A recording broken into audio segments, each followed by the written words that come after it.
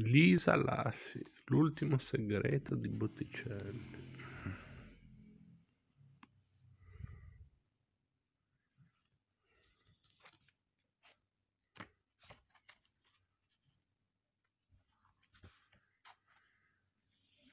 Capitolo quarto. Lucio avrebbe desiderato ardentemente trasformarsi in un'ombra o nel fumo che usciva libero e ignorato dalla bocca del camino della sala grande. Invece da giorni si sentiva costantemente osservata da tutti. Ogni sua azione era soppesata, ogni sua parola criticata, persino dalle sguattere delle cucine. Per questo aveva finito per fare il meno possibile.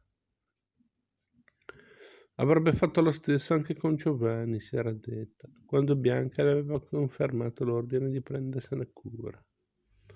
La marchesa voleva che Lucio assistesse suo fratello nel corso di tutta la sua permanenza a San Secondo. E quando la ragazza aveva suggerito che per Giovanni forse sarebbe stato preferibile un uomo, Bianca le aveva risposto che era stato proprio il condottiero a chiedere di lei. Giovanni aveva sottolineato che gli uomini avevano sempre tentato di ucciderlo e che invece dalle donne aveva avuto sempre solo del bene. Quella frase non l'aveva tranquillizzata. Aveva visto Giovanni solo per una manciata di secondi e ricordava ancora il brivido che le era corso lungo la schiena quando i suoi occhi scuri l'avevano fissato intensamente. Era evidente che il cavaliere stava soffrendo per la ferita alla gamba rimediata 15 giorni prima. Ma nonostante il dolore e la spossatezza per il viaggio, l'aveva valutata con attenzione per capire se poteva fidarsi di lei. Difficile che potesse dirlo lui, visto che nemmeno lei sapeva bene a chi andava la sua fedeltà. Certo, eliminare il figlio più amato della grande Caterina sarebbe stata una bella vendetta postuma nei confronti della donna diavolo, ma avrebbe significato perdere per sempre la fiducia e l'affetto di Madonna Bianca. Immersa in questi pensieri, aprì silenziosamente la porta della stanza in cui era stato sistemato il comandante. Le finestre erano chiuse, la luce quasi assente, così come assenti erano i cortigiani al suo interno. Si era aspettata di trovarne almeno una mezza dozzina, invece non ce n'era neanche uno. Si avvicinò a piccoli passi all'uomo che pareva dormire, un sonno agitato nel grande letto al centro della stanza. Doveva togliere le bende, lavare la ferita e cospargere dell'unguento che Caterina e sua madre avevano messo a punto, ma il poco coraggio che aveva se ne andò in un istante, quando l'uomo si mosse facendo cadere le coltre a terra. La visione del fisico tonico e muscoloso del condottiero la lasciò senza fiato. Decine di cicatrici gli solcavano il corpo. Luce si avvicinò e si sorprese a toccarle, una dopo l'altra, come ripercorrendo le tante battaglie che avevano visto protagonista quell'uomo.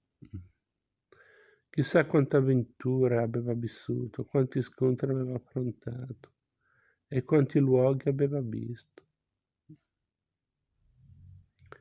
La storia di Giovanni delle Bande Nere è iniziata dalla ferita che stai toccando, me la fece il Brancaccio a Roma. Non avevo nemmeno 17 anni, la voce di lui era calda e dolce, ma bastarono le prime parole perché Luce facesse subito un passo indietro, impietrito. Riuscì a ucciderla e la notizia fece scalpore. Davide era riuscito a sconfiggere Golia. Perché l'avete ucciso? Mormorò lei, sorpresa dalla sua stessa audacia.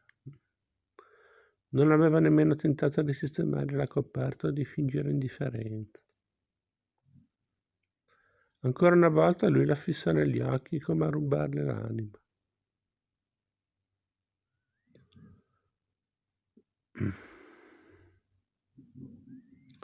Un lungo silenzio precedette la risposta.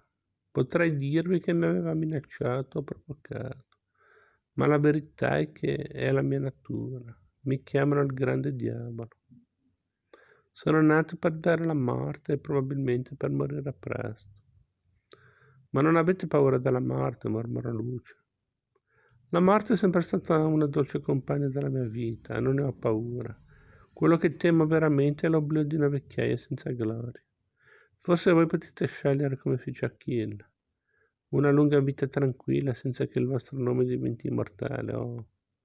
Lucio non finì la frase, quello che stavo dicendo e facendo era sbagliato, si disse. Fece per alzarsi, ma lui con un movimento fulmineo le afferrò il braccio e la spinse sulla sedia accanto al letto. Siete venuta per cambiarmi la fasciatura. Per favore, fatelo e parlatemi di Achille, le disse con un tono che non ammetteva repliche.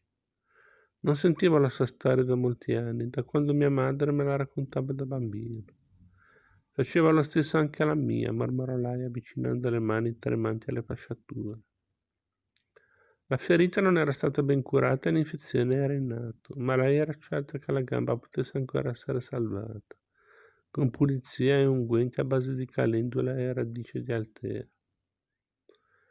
Non pensavo che poteste conoscere queste storie. Mia sorella mi ha detto di avervi ospitato dopo la morte di vostra madre, che era una levatrice e una guaritrice molto brava, ma analfabeta. Leggendo un lampo di tristezza negli occhi di lei, si affrettò ad aggiungere. Dice che voi siete ancora più brava perché potete leggere le ricette di mia madre. Posso leggerle solo perché la marchesa mi sta insegnando